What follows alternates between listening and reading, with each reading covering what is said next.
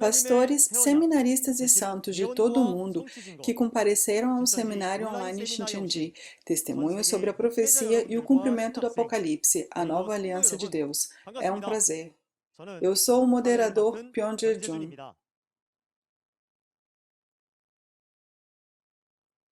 Estou muito feliz por estar junto com vocês aqui, onde as palavras do Apocalipse estão sendo divulgadas e testificadas amplamente em todo o mundo após serem seladas por 2000 anos. As consultas de pastores ao redor do mundo que desejam verificar os segredos do reino dos céus por meio da palavra de Deus não param. Eu acredito que isso acontece porque suas almas sedentas experimentaram a palavra da revelação, que é a água da vida. Também gostaria de agradecer às emissoras de todo o mundo que estão tocando a trombeta por meio de transmissões ao vivo e noticiários em um momento em que as realidades do Apocalipse estão sendo proclamadas online. Começaremos o seminário agradecendo a Deus por guiar nossos passos para conhecer o verdadeiro significado do Apocalipse, a nova aliança de Deus. Oremos com o mesmo coração. Santo Deus Pai, cheio de amor e graça, muito obrigado por nos guiar hoje para o seminário online Shincheonji, testemunho sobre a profecia e o cumprimento do Apocalipse, a nova aliança, para que possamos receber a bênção da palavra da vida e tornarmos um na verdade, para glorificar o Senhor. Pai, hoje é quando todas as profecias que Jesus nos deu 2000 anos atrás são cumpridas. Pai, todos os irmãos e irmãs da fé que esperam pelo seu reino estão unidos aqui em um coração para compartilhar o pão da vida, para receber a bênção e compartilhar a esperança. Por favor, derrame sua sabedoria do céu sobre nós para podermos entender completamente todas as palavras e gravar suas palavras em nossos corações. Todos nós acreditamos e temos esperança na promessa do Senhor e de Jesus. Pai, por favor, dê-nos um tempo precioso para perceber plenamente o seu propósito e relembrar a bênção da esperança por meio do cumprimento das suas promessas mais uma vez. Por favor, vista o líder da tribo que vai testificar a palavra neste momento com a plenitude do Espírito Santo e permita que este tempo seja o tempo de graça para nós e o tempo de elevar a glória para o Senhor. Agradecemos e oramos no santo nome de Jesus, que nos trouxe da morte para a vida. Amém. Gostaríamos de informar que o seminário online de hoje está sendo realizado em estrita conformidade com as regras de quarentena e distanciamento social. Hoje, continuando de Apocalipse 10, você aprenderá as palavras de Apocalipse 11 por meio do líder da tribo de Matias, Chamban-chik. Se resumirmos Apocalipse 11 em poucas palavras, seria duas testemunhas e a sétima trombeta. Neste capítulo, há uma promessa sobre as duas testemunhas. Vamos descobrir, eles são testemunhas de quem? O que essas duas testemunhas testificam. E foi dito em Apocalipse 10 que quando o sétimo anjo tocar a sua trombeta, vai cumprir o mistério de Deus, da forma como ele tinha anunciado aos seus servos, os profetas, não? Essa trombeta vai soar hoje no capítulo 11. Então, o que é esta trombeta?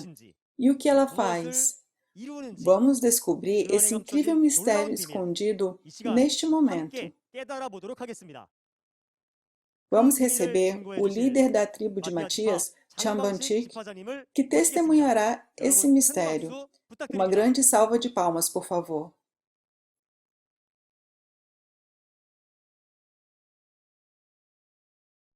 Olá, pastores, seminaristas e crentes de todo o mundo. Tudo bem com vocês? Hoje, continuando da última vez, testificarei as palavras de Apocalipse 11, do testemunho sobre a profecia e o cumprimento do Apocalipse, a nova aliança de Deus. Eu sinceramente espero que você tenha um tempo precioso para entrar na Bíblia e entender completamente a palavra.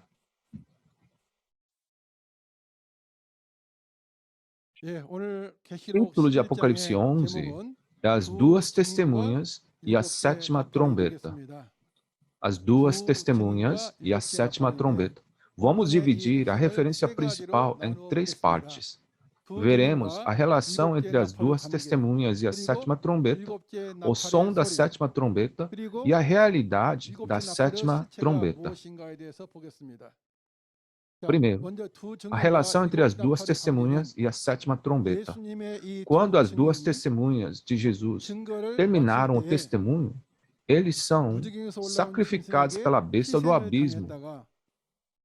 Após 3 dias e meio, são ressuscitados,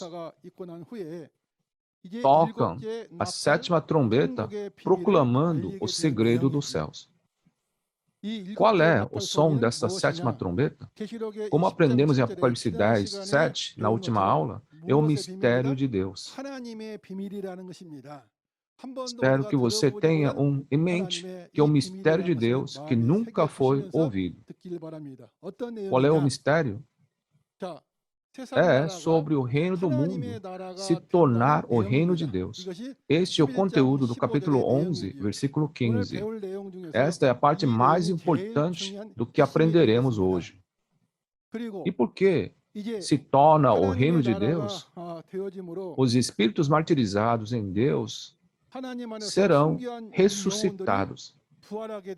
E aqueles que estão vivos serão transformados.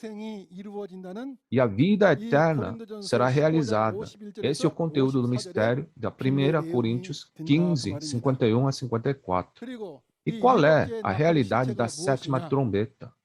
Em suma, é o novo João, o pastor prometido do Novo Testamento. Então, quem é esse novo João?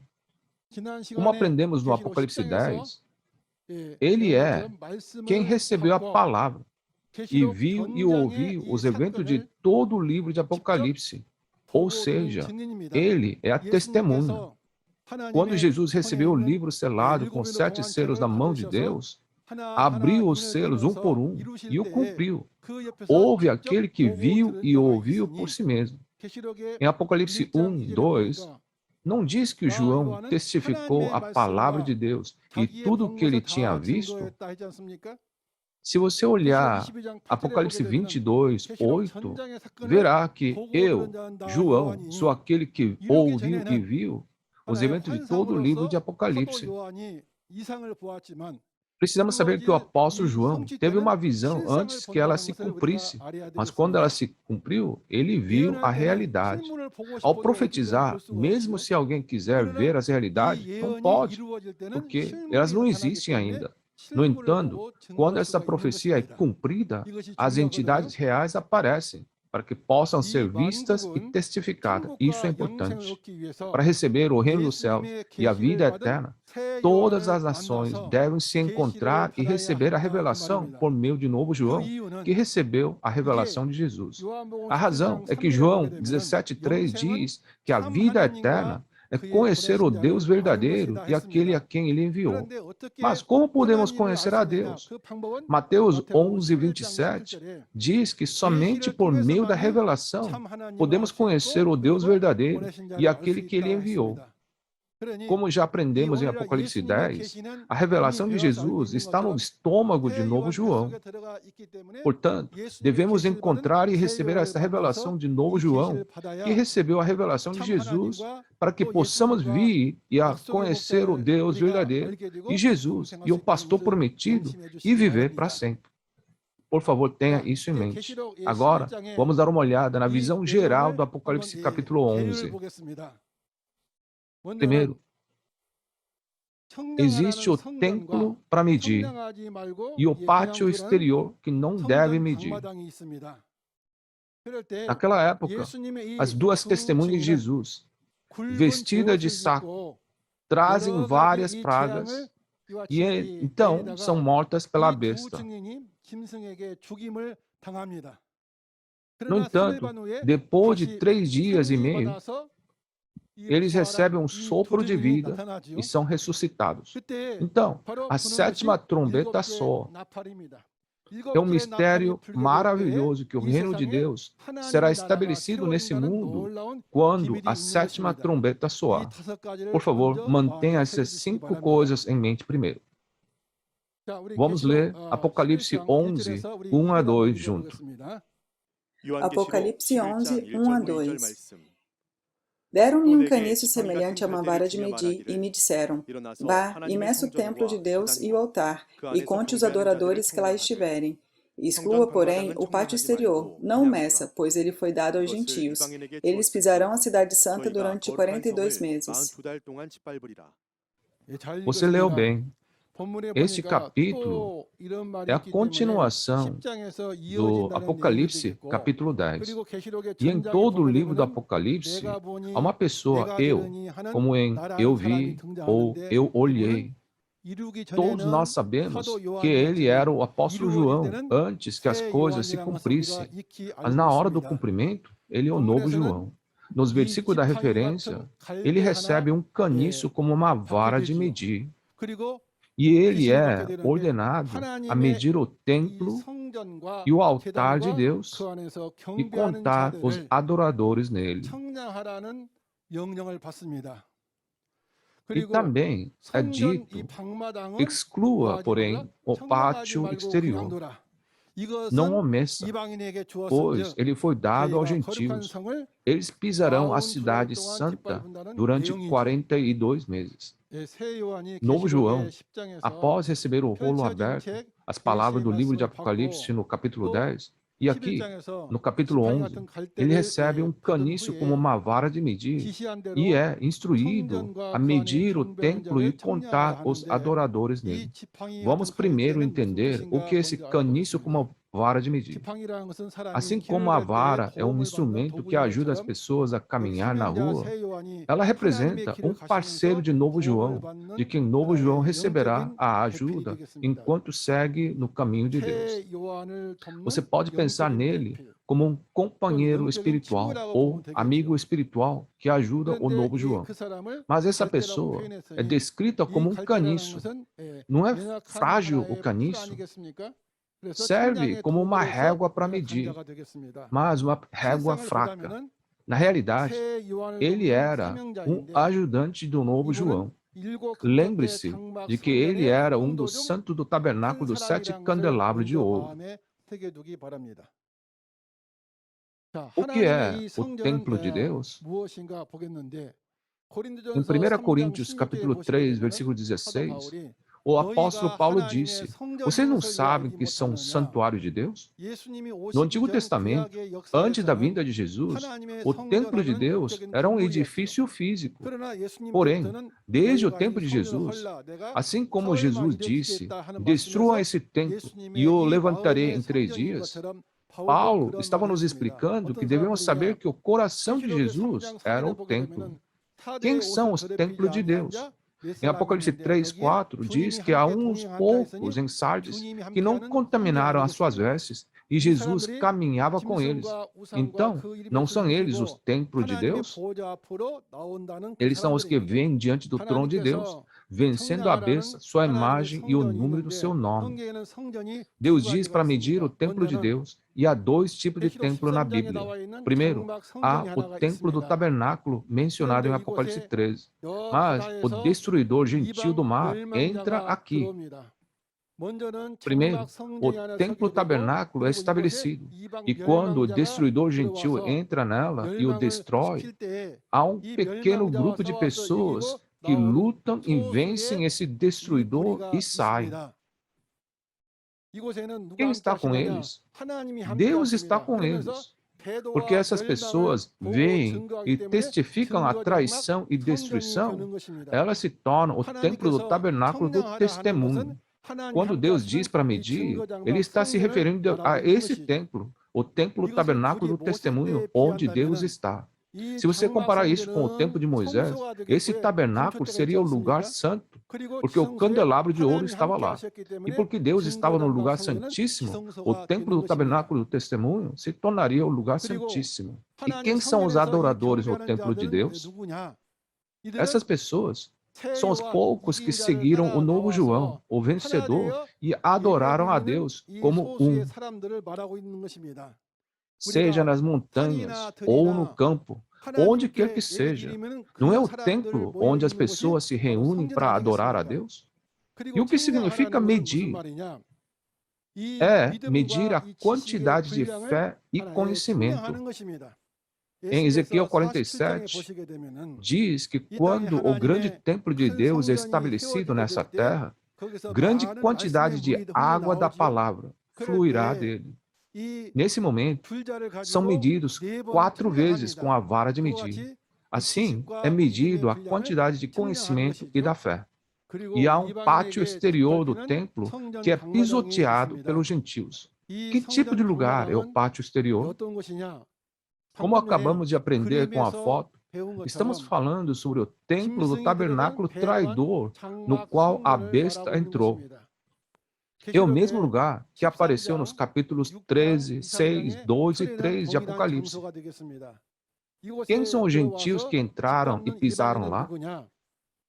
Estamos falando sobre a organização da besta de 7 cabeças e 10 chifres, que engoliu o templo do tabernáculo. Onde é esse lugar? Se você olhar em Apocalipse 13 e 12, verá que o tabernáculo céu, aqueles que não pertencem ao tabernáculo céu, pode ser visto como gentios aos olhos de Deus. A realidade deles são os 7 pastores do Centro da Educação de Administração. O Centro da Educação de Administração é uma instituição que educa os pastores, porque o administrador é o pastor. Portanto, é grande sua autoridade. Estamos falando de 7 pastores famosos lá. Senhor Terra, Senhor Kim, Senhor Han, Senhor Wan, Senhor Kim, Senhor Pek, Senhor Terra. Esses nomes foram registrados sob pseudônimos. Qual é a razão para pisotear o pátio exterior? É porque o povo escolhido de Deus traiu e não se arrependeu. Então, ele quer julgá-los. E quais são os 42 meses para pisotear? Se você olhar Apocalipse 13, 5, diz que os gentios governarão sobre o povo escolhido que traiu por 42 meses. Em Mateus 24, 21 a 22, é dito que os dias de tribulação foram reduzidos para salvar fisicamente aqueles a quem Deus escolheu.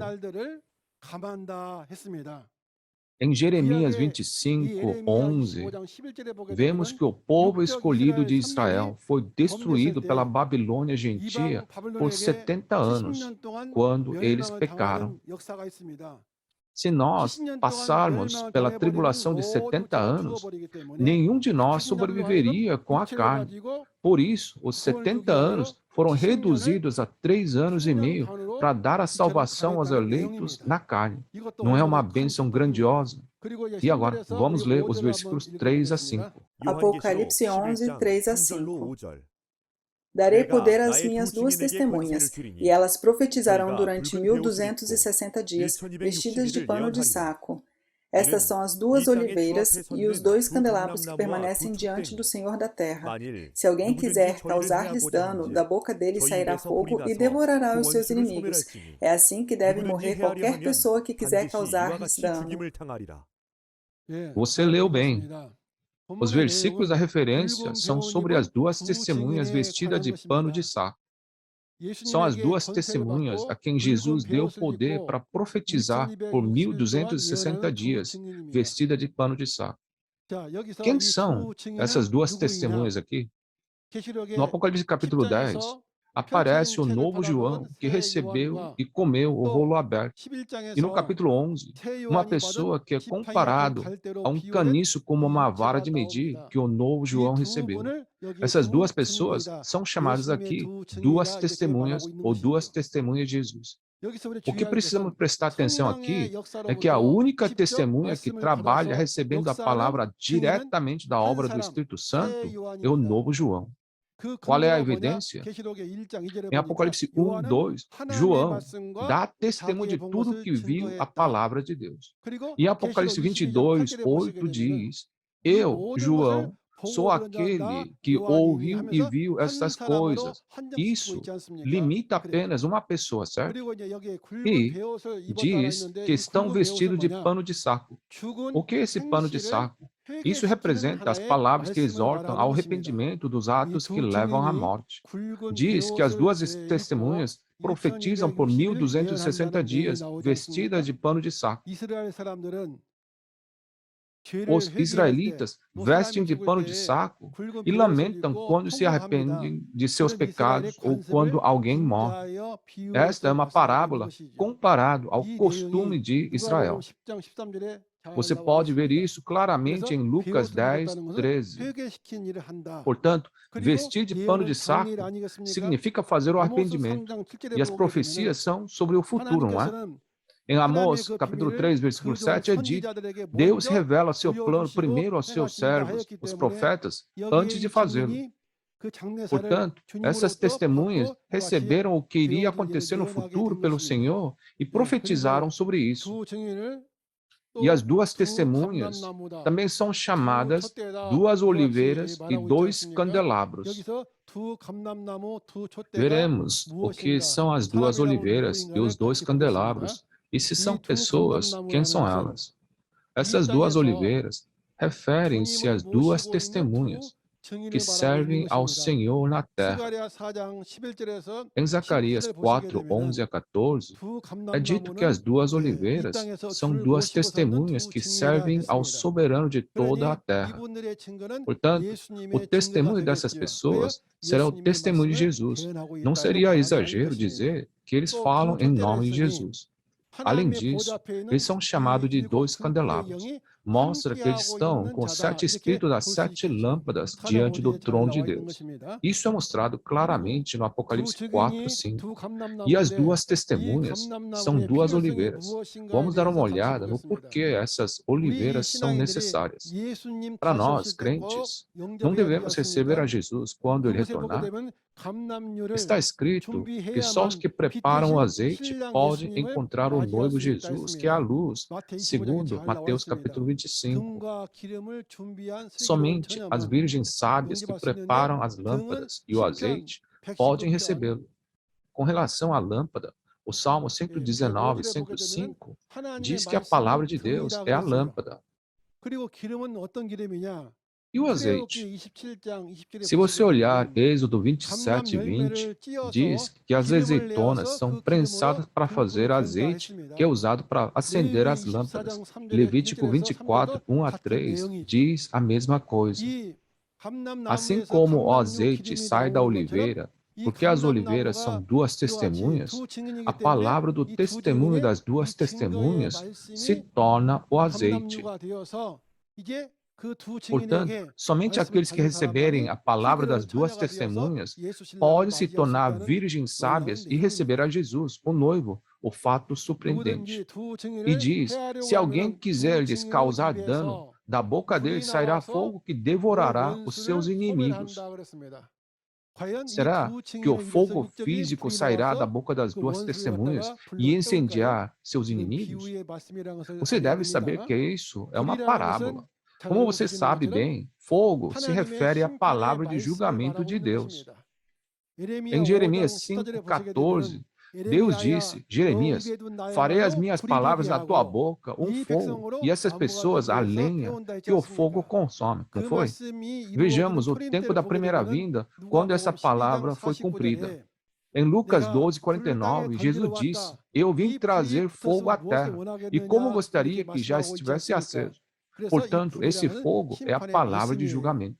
Porque o fogo é uma parábola, você precisa saber que os inimigos que são consumidos também são uma parábola. Quem são os inimigos que são consumidos? Está falando sobre os espíritos malignos dentro dos falsos profetas. Ou pode significar a mentira que eles falam. Se você olhar para Apocalipse 16, 13, diz que os espíritos malignos que estão dentro das pessoas saem pela boca do dragão, da besta, dos falsos profetas. Portanto, os inimigos que são consumidos são os espíritos malignos e a mentira dos falsos profetas. A seguir, vamos ler os versículos 6 a 10. Apocalipse 11, 6 a 10. Estes homens têm poder para fechar o céu, de modo que não chova durante o tempo em que estiverem profetizando, e têm poder para transformar a água em sangue e ferir a terra com toda sorte de pragas, quantas vezes desejarem. Quando eles tiverem terminado o seu testemunho, a besta que vem do abismo os atacará, e irá vencê-los e matá-los.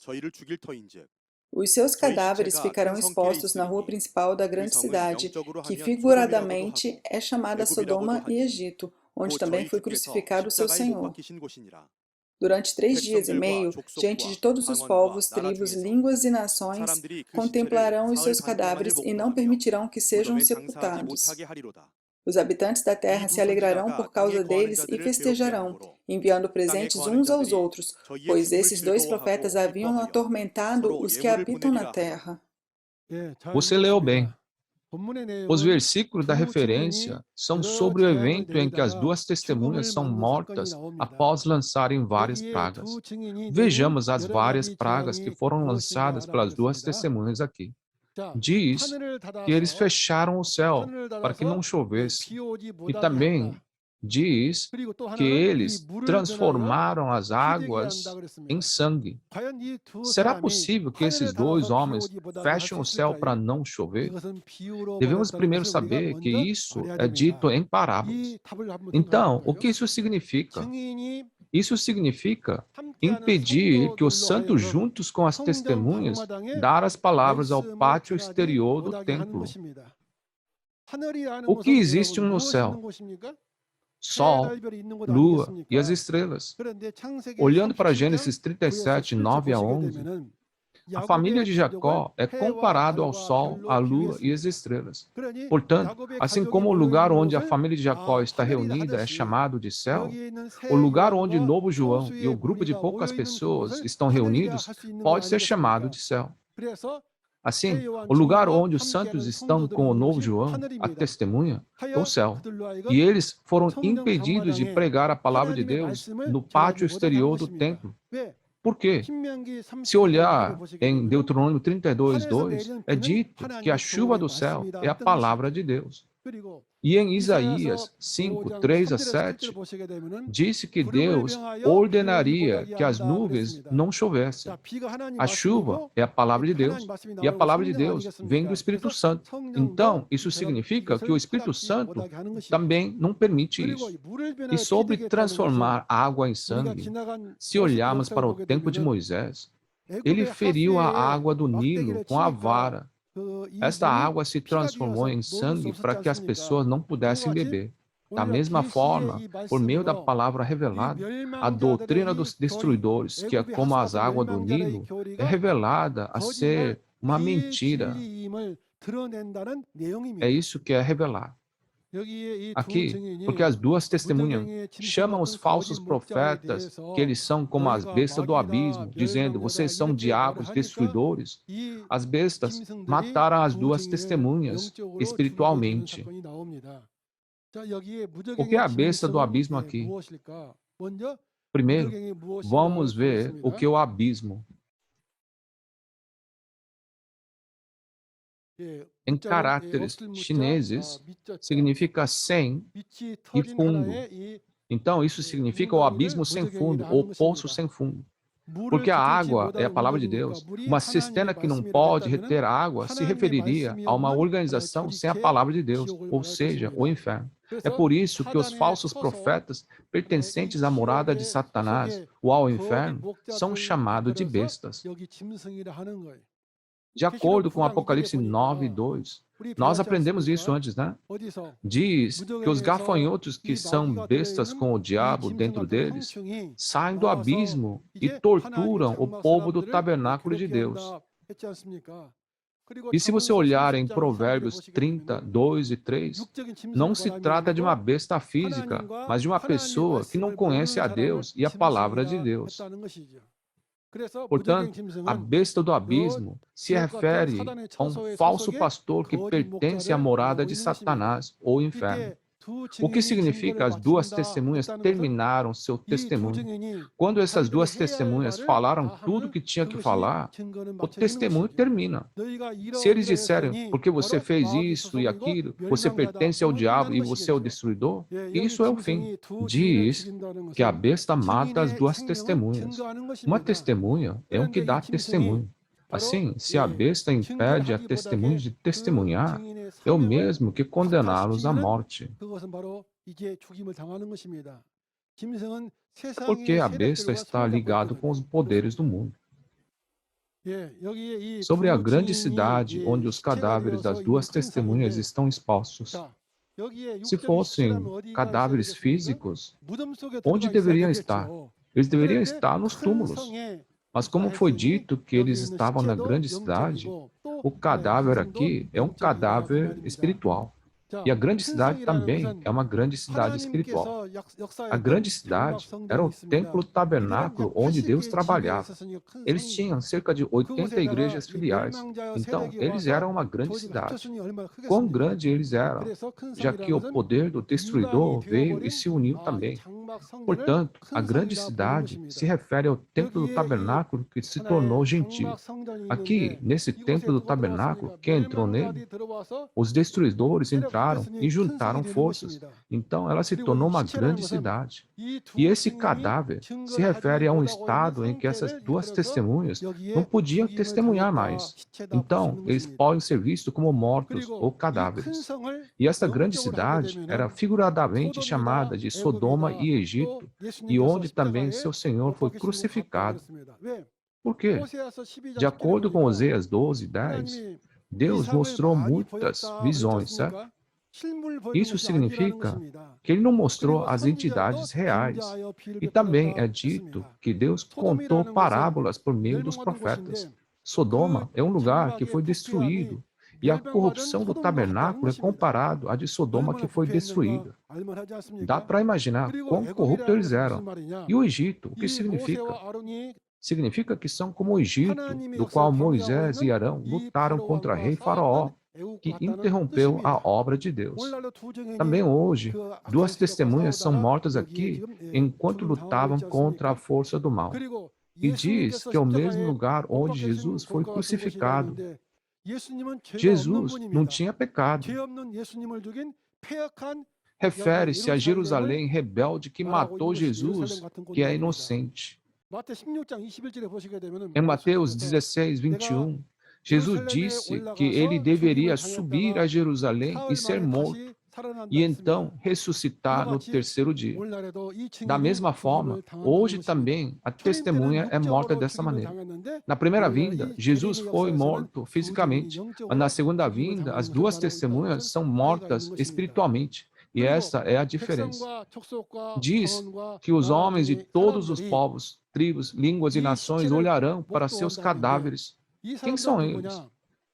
Podemos dizer que são os santos do tabernáculo que pertencem ao destruidor e membros das igrejas tradicionais, como os povos, tribos, línguas e nações.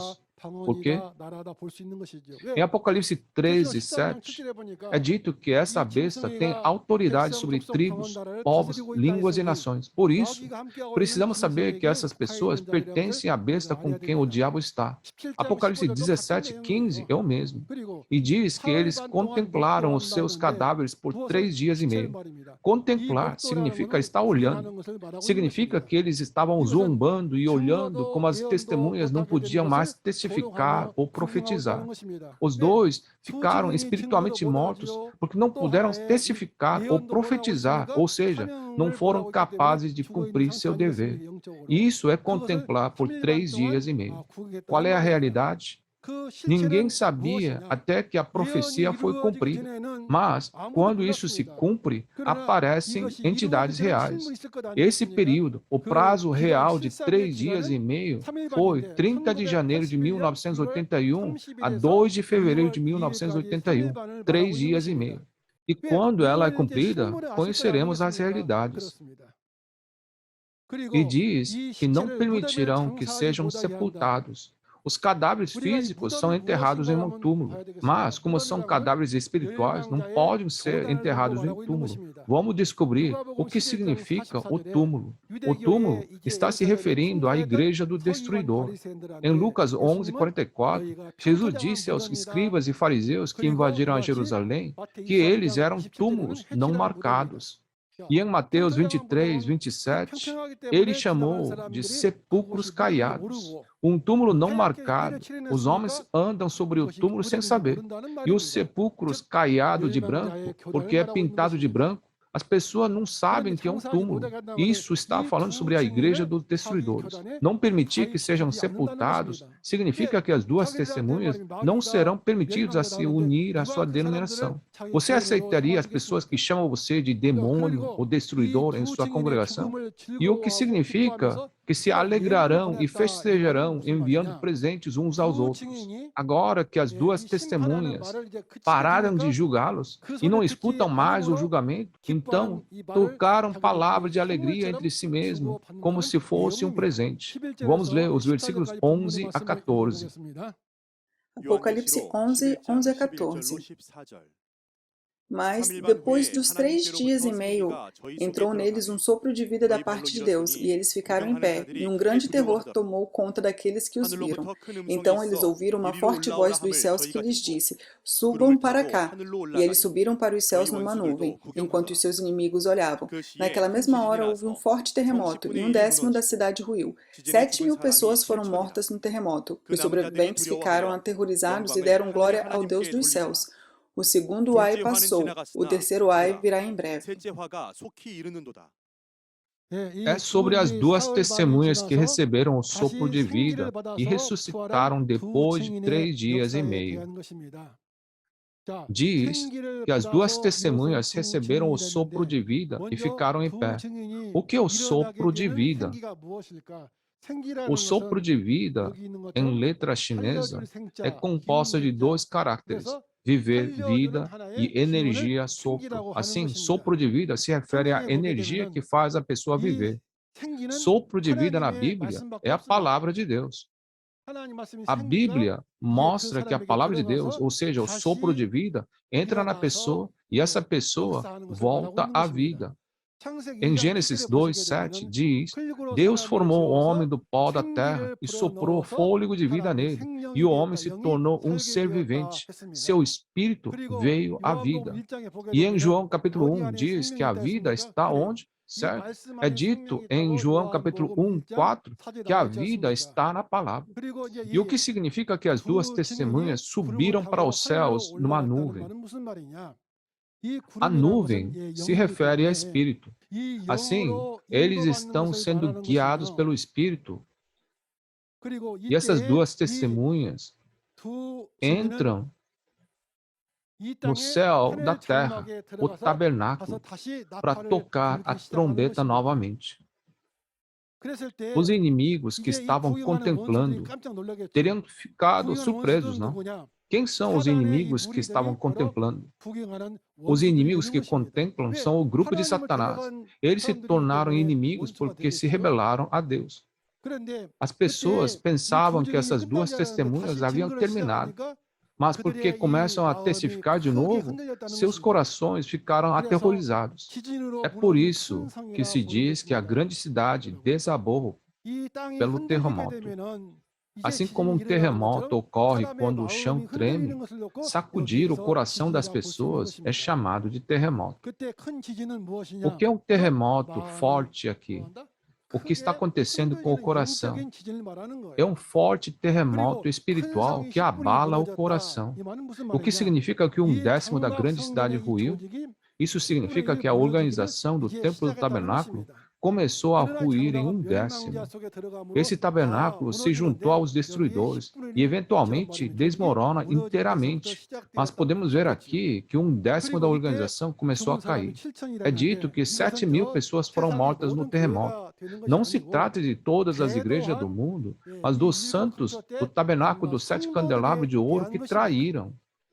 Por outro lado, existem os sobreviventes aqui que glorificam a Deus. Quem são eles? refere-se às pessoas que foram medidas por essas duas testemunhas. O pátio exterior do templo já havia sido entregue aos gentios. Assim, essas pessoas são aqueles que foram medidas pelas duas testemunhas. Em seguida, leremos os versículos 15 a 19. Apocalipse 11, 15 a 19. O sétimo anjo tocou a sua trombeta, e houve fortes vozes nos céus que diziam: O reino do mundo se tornou do nosso Senhor e do seu Cristo, e ele reinará para todos sempre. Os 24 anciões que estavam assentados em seus tronos diante de Deus prostraram-se sobre seus rostos e adoraram a Deus, dizendo: Graças te damos, Senhor Deus Todo-Poderoso, que és e que eras, porque assumiste o teu grande poder e começaste a reinar. As nações se iraram, e chegou a tua ira. Chegou o tempo de julgares os mortos e de recompensares os teus servos, os profetas, os teus santos e os que temem o teu nome, tanto pequenos como grandes, e de destruir os que destroem a terra.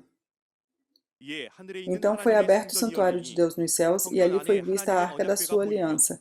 Houve relâmpagos, vozes, trovões, um terremoto e um grande temporal de granizo. Você leu bem. O conteúdo do texto é sobre a sétima trombeta e o reino de Deus. Quando a sétima trombeta soar, o reino do mundo se torna o reino de Deus. E esta sétima trombeta é o conteúdo mais importante do texto. Qual é o conteúdo? É sobre a vitória de Deus e a salvação de Deus que se desdobra nessa terra. Como aprendemos em Apocalipse 8 e 9, qual era o conteúdo da primeira à sexta trombeta? O conteúdo era anunciar a destruição do povo escolhido de Deus. No entanto, o conteúdo da referência é a sétima trombeta, e é o mistério de Deus. Não aprendemos isso em capítulo 10, 7? Se lembra? Diz que quando o sétimo anjo tocar a sua trombeta, vai se cumprir o mistério de Deus, da forma como ele o anunciou aos seus servos, os profetas. Qual é o conteúdo? Que o reino do mundo vai se tornar o reino de Deus. Um segredo incrível. Até agora, quando falávamos sobre o reino de Deus, pensávamos no lugar onde iríamos depois da morte. Mas aqui diz que quando o sétimo anjo tocar a trombeta, o reino do mundo, onde a morte reina, vai se tornar o reino de Deus, onde a vida reina. E desse ponto em diante, Jesus voltará e reinará nessa terra para todo sempre. 1 Coríntios 15, 51 a 54 contém a promessa da ressurreição e vida eterna nessa terra.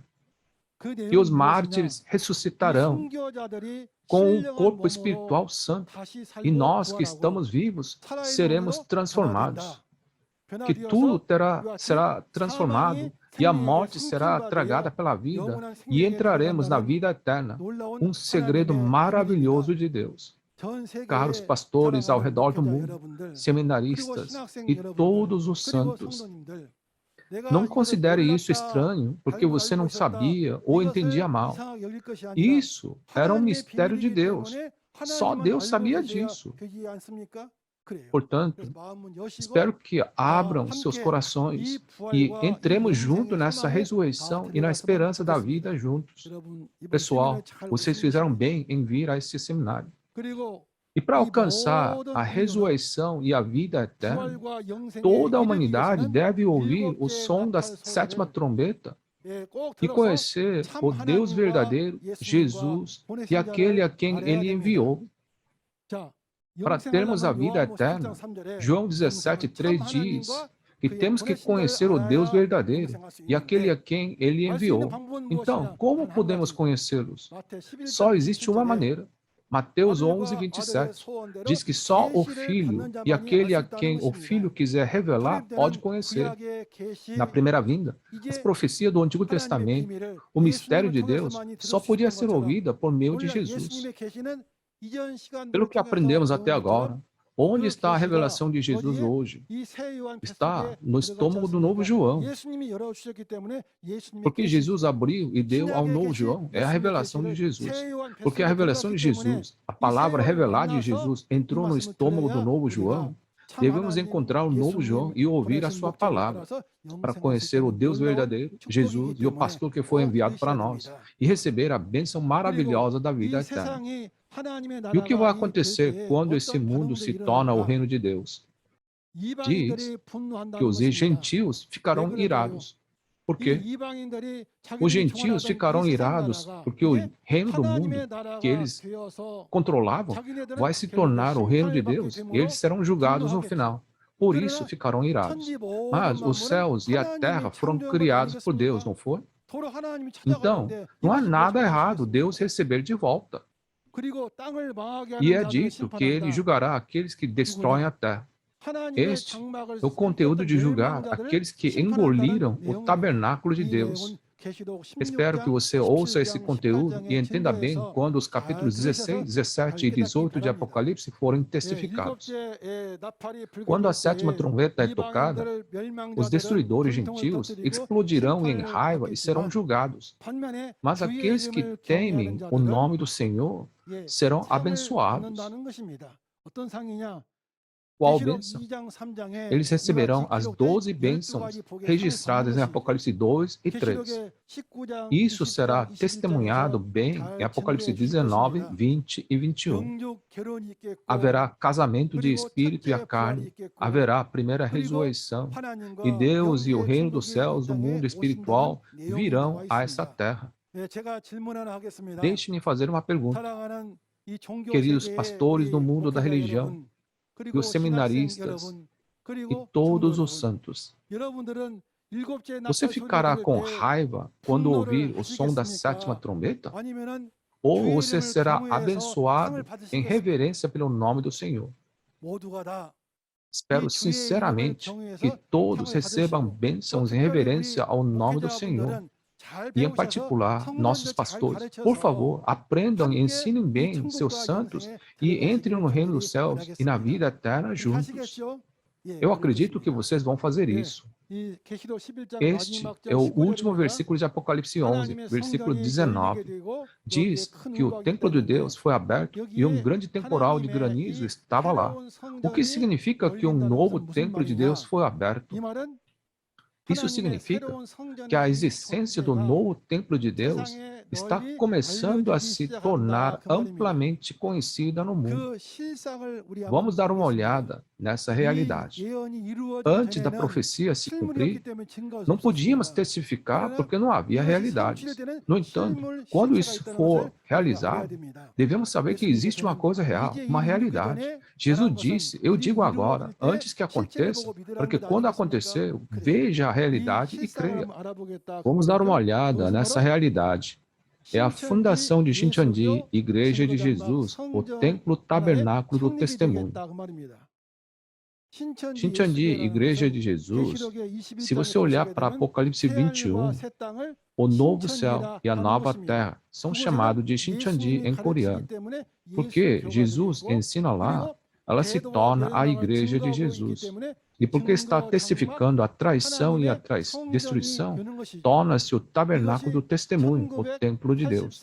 A igreja começou em 14 de março de 1984. Como mostra a foto aqui, esta foi a época em que o templo do tabernáculo do testemunho começou a ser conhecido em todo o mundo. Este ano marca o 38º aniversário da fundação de Shincheonji nessa terra.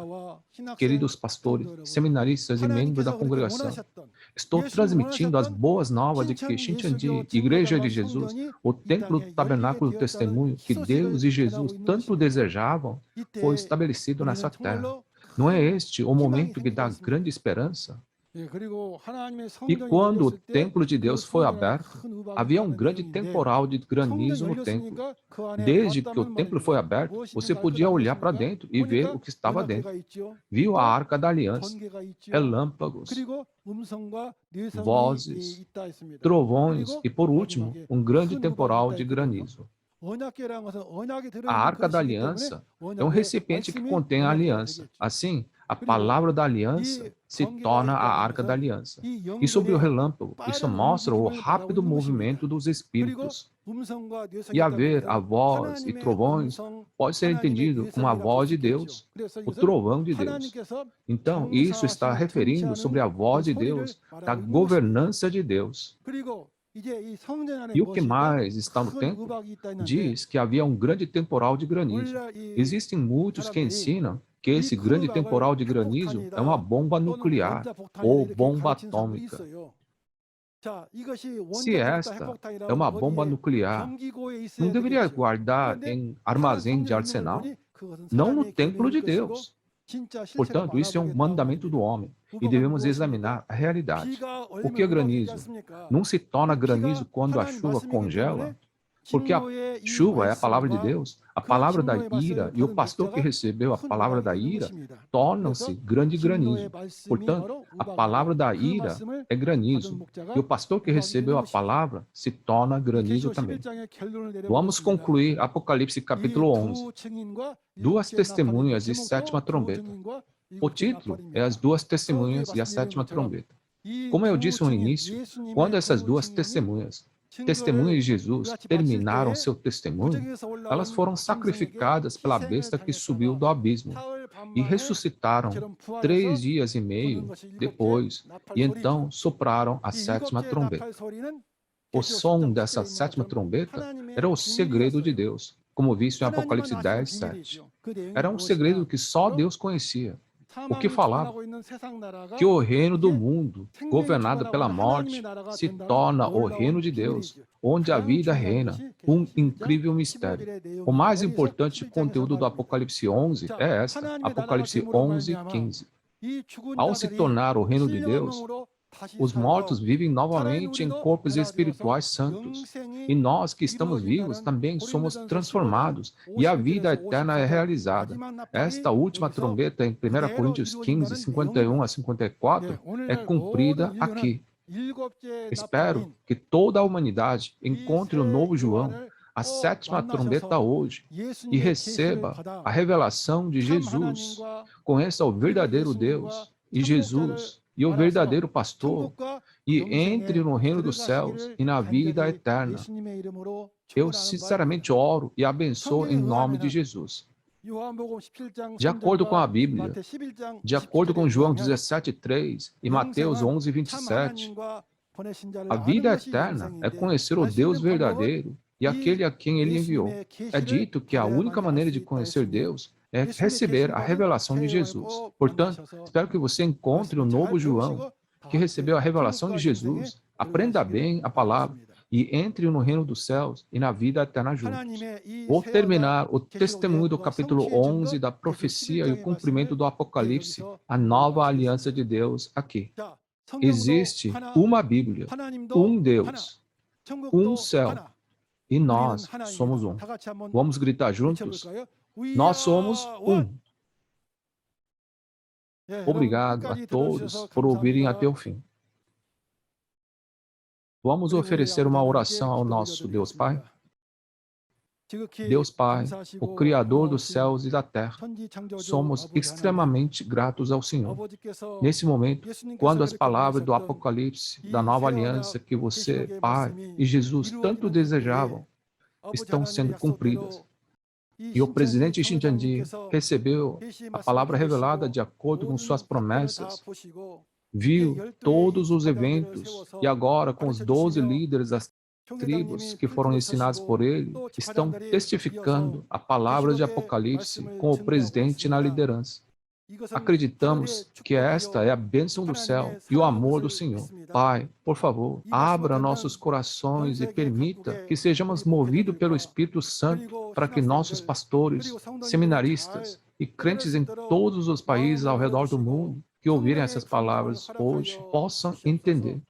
E, acima de tudo, oro sinceramente para que o Senhor ajude nossos pastores a entender bem a palavra, ensine bem sua congregação e os conduza ao céu e à vida eterna juntos.